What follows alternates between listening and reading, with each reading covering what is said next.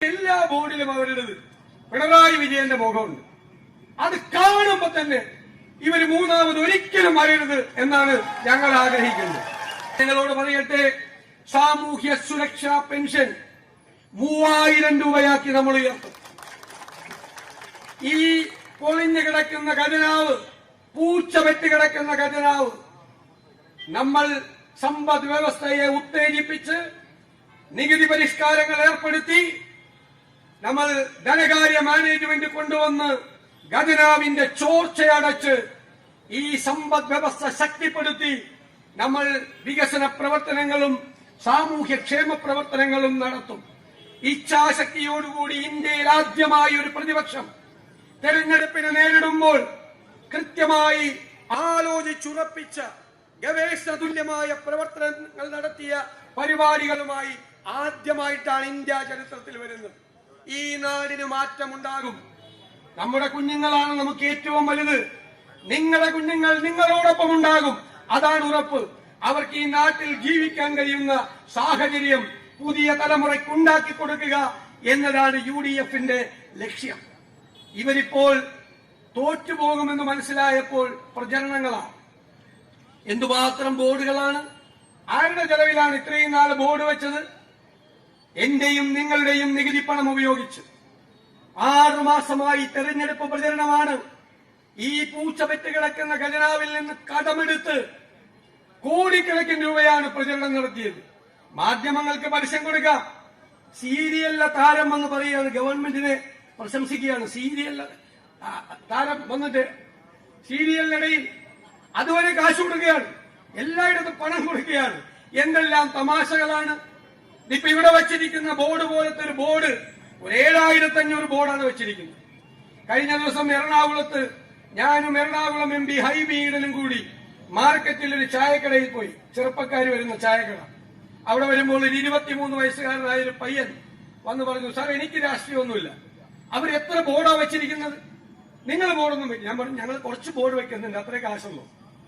അപ്പൊ ഇവരടുത്തത് പറയാണ്, പക്ഷെ എല്ലാ ബോർഡിലും അവരുടേത് പിണറായി വിജയന്റെ മുഖമുണ്ട്. അത് കാണുമ്പോ തന്നെ ഇവര് മൂന്നാമത് ഒരിക്കലും വരരുത് എന്നാണ് ഞങ്ങൾ ആഗ്രഹിക്കുന്നത്. അതുകൊണ്ട് സാറ് വിഷമിക്കണ്ട, നിങ്ങൾ വിഷമിക്കണ്ട. ഇവര് ബോർഡ് വെച്ചിരിക്കുന്നത് നിങ്ങൾക്ക് ഗുണമായി മാറും എന്നാണ് ആ ചെറുപ്പക്കാരൻ 23 വയസ്സുകാരൻ പറഞ്ഞത്. ഇപ്പൊ മുഖ്യമന്ത്രി എന്തൊക്കെയാണ് പറയുന്നതെന്ന് അറിയില്ല. ഞാൻ പക്ഷെ അദ്ദേഹത്തിന്റെ പേര് ഒരു ഭാഷാ പണ്ഡിതനുള്ള അവാർഡ് അദ്ദേഹത്തിന് കൊടുക്കണമെന്നാണ് എന്റെ അഭിപ്രായം. മലയാള ഭാഷയ്ക്ക് എത്ര മനോഹരമായ വാക്കുകളാണ് അദ്ദേഹം സംഭാവന ചെയ്തിരിക്കുന്നത്. താമരശ്ശേരി ബിഷപ്പിനെ പറഞ്ഞത് നികൃഷ്ട ജീവി. 52 വെട്ടുവെട്ടിക്കൊന്ന ചന്ദ്രശേഖരനെ വിളിച്ചത് കുലംകുത്തി അല്ലേ? പിന്നെ ഇന്ത്യൻ പാർലമെന്റിലെ ഏറ്റവും മികച്ച MP ആയ NK പ്രേമേന്ദ്രനെ പറഞ്ഞത് പരനാളി. 50 കൊല്ലം കൂടെ നടന്ന കമ്മ്യൂണിസ്റ്റുകാരനായ G സുധാകരനെ വിളിച്ചത് ചെറ്റെന്ന്. കൊടുക്കണ്ടേ?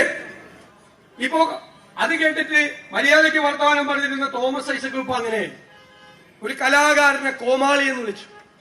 CPM-കാര് വിളിക്കുവോ കലാകാരന്മാര് കോമാളികളാണോ? അവരുത്തരം പറയും കോമാളികളാണ്. അപ്പൊ ഇവര് വിധേയന്മാര് മാത്രമല്ല ഈ പാർട്ടി. G സുധാകരനെ പിണറായി വിജയൻ ചെറ്റ എന്ന് വിളിച്ചപ്പോ വേറൊരു പോളിറ്റ് ബ്യൂറോ അംഗം വിജയരാഘവൻ വന്ന് പറയുക, ചെറ്റ എന്ന് പറയുന്നത് ചാരുതയാർന്ന പ്രയോഗമാണ്. എങ്ങനെയുണ്ട്? വിധേയന്മാരാണ് CPM-ലുള്ളത്. മുഖ്യമന്ത്രി ഇരട്ടത്താപ്പിന്റെ ആളാണോ ഇരട്ടച്ചങ്കരാണോ എന്നാണ് എന്റെ സംശയം. പിന്നെ രാവിലെ പറഞ്ഞു 4 വോട്ടിന് വേണ്ടി രാഷ്ട്രീയ ചെറ്റത്തരം കാണിക്കില്ലെന്ന്. അത് മാത്രമേ നാവിൽ വരുള്ളൂ. ഈ ചെറ്റ വർത്താനം, ചെറ്റ കാര്യമാണ്.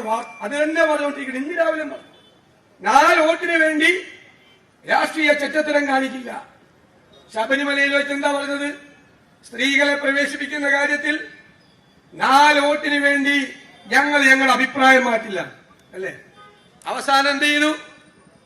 പാർലമെന്റ് തെരഞ്ഞെടുപ്പിൽ തോറ്റമ്മിയപ്പോൾ എന്താ ചെയ്തത്? വീട്ടിൽ കയറി മാപ്പ് പറഞ്ഞു ഇല്ലേ? ആളുകളുടെ വീടുകളിൽ കയറി മാപ്പ് പറഞ്ഞു. അഭിപ്രായം മാറ്റി. 4 വോട്ടിന് വേണ്ടി അഭിപ്രായം മാറ്റില്ല എന്ന് പറഞ്ഞത് അഭിപ്രായം മാറ്റി. ആദ്യം പറഞ്ഞ അഭിപ്രായമല്ല.